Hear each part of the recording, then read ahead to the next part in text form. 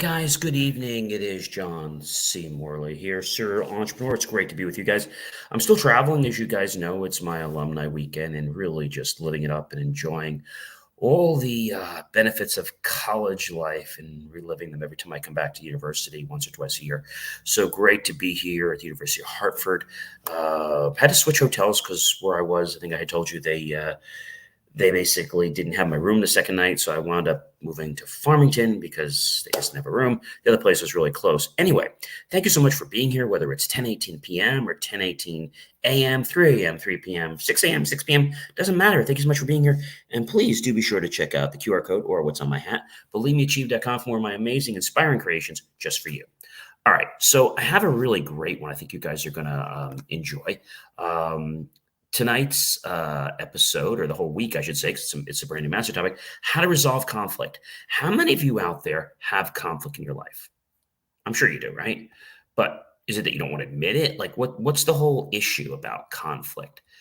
I think sometimes people become overwhelmed with conflict and they don't know what to do. They just don't know. So tonight's granular topic, you ready, guys, is harmonizing life. Strategies for resolving conflict.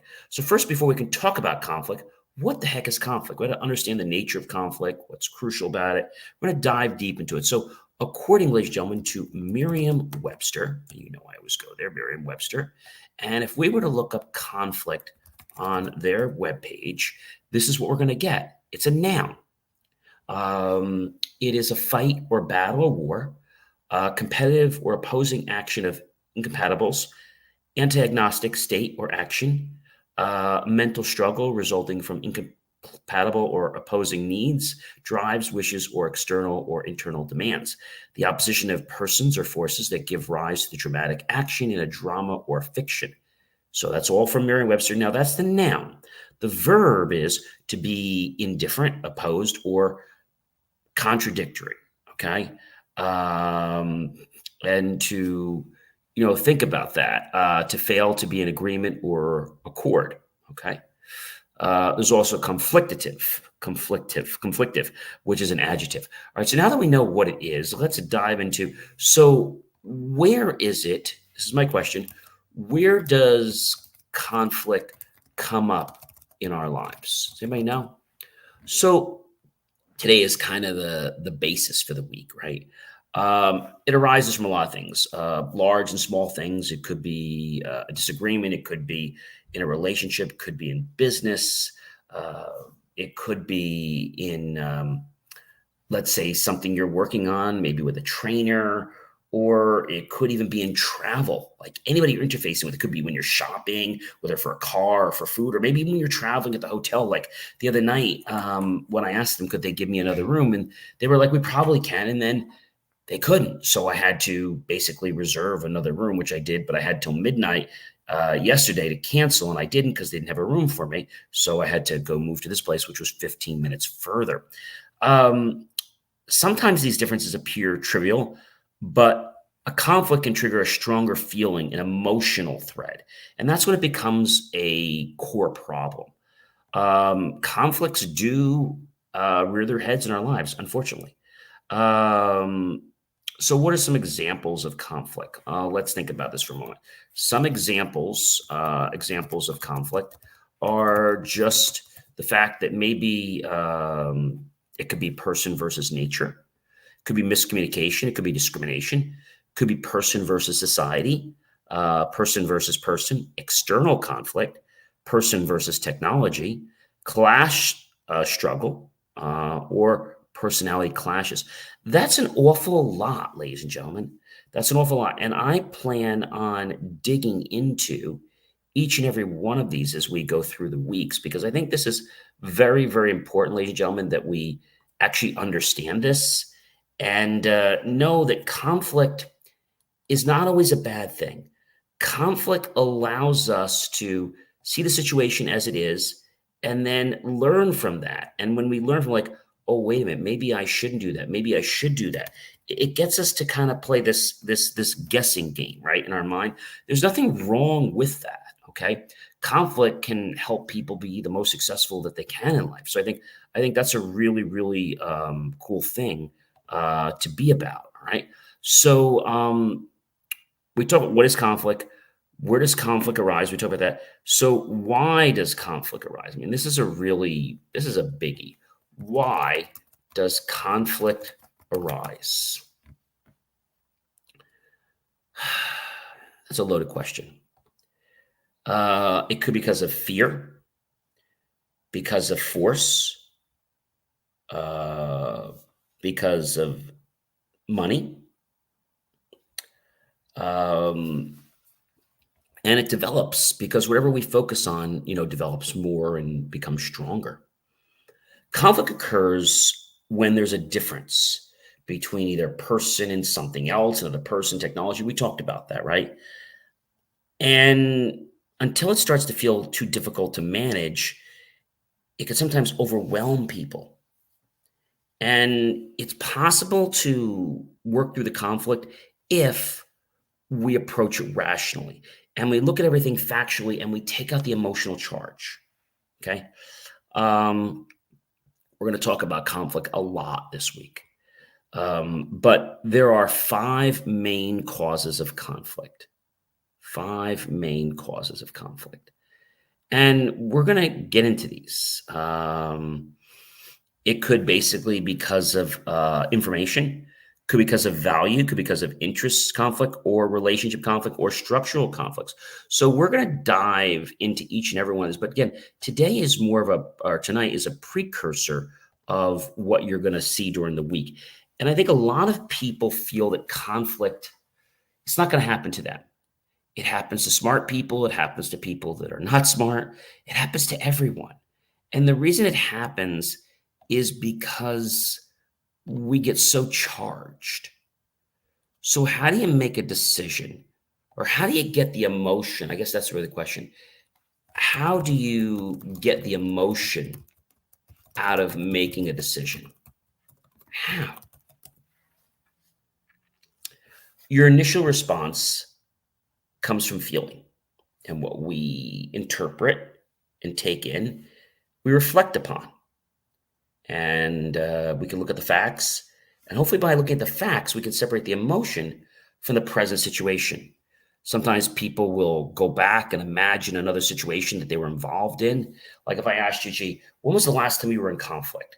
Like I'll ask myself, let's say, when was the last time I was in conflict when, let's say, I was in school um, as, let's say, let's say it was as a sophomore. When was the last piece of conflict that I went through? So as a sophomore, I had this girl that was running for presidency, and she was the 4.0 valedictorian, but she was not into like the sports. She was not into knowing people. She was just really headstrong because that's how her parents had trained her, but she didn't care about people.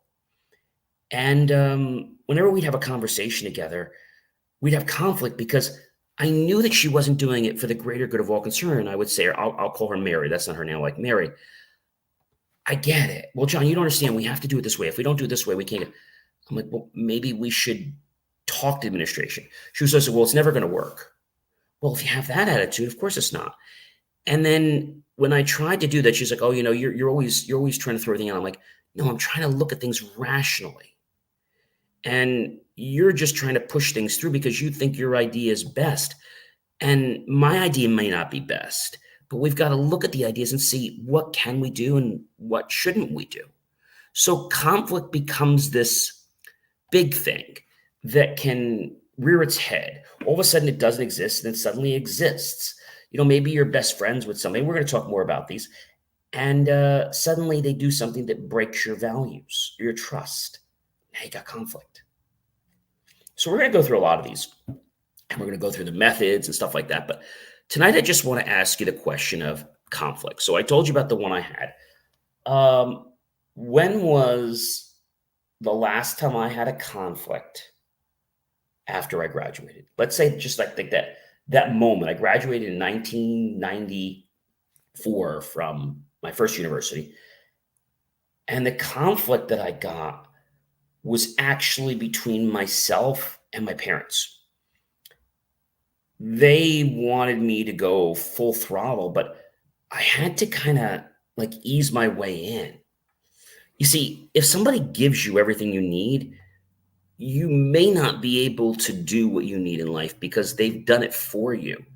That's why, you've heard the proverbial phrase, give a man fish, he will eat for a day.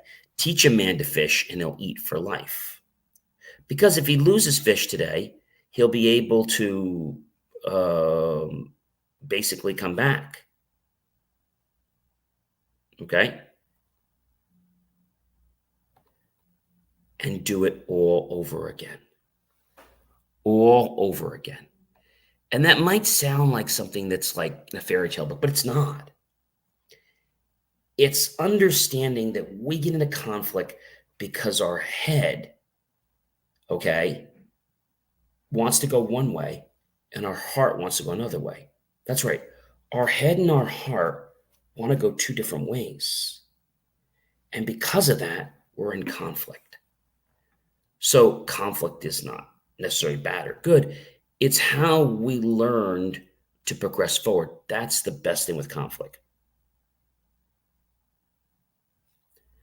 And I want to tell you that when you hear the word conflict, it's like, oh my gosh, I cringe. Like I can't be around that person because I don't, or they don't even want to talk to you because they're afraid of conflict. See, that's not good. You have to be comfortable with who you are, and you have to approach them saying, hey, you can make a joke that, hey, next time, I guess I should ask you to help me. And you can make like a light joke out of it. Don't be too serious about everything in life. Enjoy the moment. But what I want to tell you is that conflict will rear its head when you least suspect it. And when it does, just embrace it. Embrace it for the moment and figure out how you're going to be able to move from point A to point B. Now, you might not have the answer like right now how to do it, but at least if you could figure out how to start looking at the facts. Most people get into conflict because their heart takes over. And your heart's very good, but we can't let our heart make all the decisions. We have to use our mind too. Our heart is great at manifesting, but our heart sometimes, if we're making a decision, like I'll give you an example. Maybe you've got to let somebody go. And they start to bring up the heart and all that, right? They start bringing up the feelings like, hey, Joe, look, you're a great guy. You do good work. It's not personal. It's just business. I got to fire you. It's just not making sense. I mean, you are a good worker, but you're just not as efficient as everyone else. And you're causing us more mistakes, and that's costing us money. And so I got to let you go. And people try to pin like, well, you're a bad person. You're this, you're that. No, you're not anything. You're somebody that realizes that you can't be scapegoated by somebody else. When somebody tries to play this game, this blame game, they try to blame the manager. They try to blame the owner. But really, the person that's to blame? It's themselves. Now, that might be a hard pill to swallow. I'm going to warn you. That might be a very hard pill to swallow. But if you swallow it, you will find out that there are more hidden treasures, and you're going to get more epiphanies about what you should be doing. So if you're trying to make a decision and put the emotions aside, you want to look at the facts. We'll talk more about this later in the week. You want to look at the facts and say, does A plus B equal C? Which one has a higher number? Which one has a lower profit? And you look at things from that level. Now, do you always make decisions on facts? Yes, but suppose there's a human element. So the human element is, well, somebody had a challenge in their family. So you got to look at that. But you have to also be mindful, how much weight do you give that? And is this an outstanding circumstance that won't happen again? Or is this just like something they have, like, they had a pet die, they had this die. So you have to look at the gravity of that, right? Maybe it's an issue, their car wouldn't start. So now you get their car fixed and suddenly something else becomes a problem. See, somebody can always put an obstacle in their way. You know why they do that? Because they get fearful. Most people get fearful of being successful because then everyone's going to rely on them. Is that a bad thing? No, it's not a bad thing at all. So I want you to understand here tonight on Saturday, April 20th, 2024, as I'm broadcasting to you from Connecticut, understand conflict is going to arise in your life. If it didn't, we wouldn't be human. Take that conflict, learn from that conflict, and figure out how you can become a better person, how you can help other people become better people. We're going to be talking a lot about this week. And I know this is going to get under people's skin. Deal with it. I'm going to tell you what you don't want to hear. But if you choose to take my advice, you're like, you know what? I don't like what John had to say, but he's actually right. I thought about that. And I'm actually doing that. All right, guys, I'm John C. Morley, serial entrepreneur. It's been a privilege, been a pleasure, been an honor to be with you this fantastic, amazing evening, even broadcasting from the Connecticut area. It is so great, to be able to put out content for you guys and to be able to have you embrace many concepts of life, concepts in life that can actually help us become better versions of ourselves. And if somebody says to you, oh, I don't believe in that, I'm not going to do this, I'm not going to do that, fine. Don't let somebody else stop you from something your heart wants to do. Now, I talk about the heart and talk about the brain, okay? But what happens is when the brain says, oh, gee, I don't think I want to do this. I don't think I can. And then the heart's like, you're going to do this. Conflict happens because your heart and your brain are not in coherence. That's a whole other separate thing. But we get conflict with people because we don't want to tell them to their face that they're wrong, or don't tell them their idea is no good, or that it needs to be told. Realize that whenever you give people feedback, it's not them that's the problem. It's the idea, it's the attitude, it's the behavior. Approach it from that lens, if you will, and people will not come down on you. They will not chastise you. They will not blame you. And if they do say, hey, look, you're great. It's not you. It's the behavior. I was wondering how the behavior could change so that it could be more conducive to our work environment, more conducive to our relationship, et cetera, et cetera, et cetera. So, ladies and gentlemen, I'm John C. Morley, serial entrepreneur. Again, it's been a privilege, pleasure, and honor to be with you this amazing Saturday evening here in Connecticut. And I'll catch you guys real soon. It's going to be Sunday for our episode 2. Have yourself a fantastic rest of your night. And I'll be back, guys, real soon. Take care.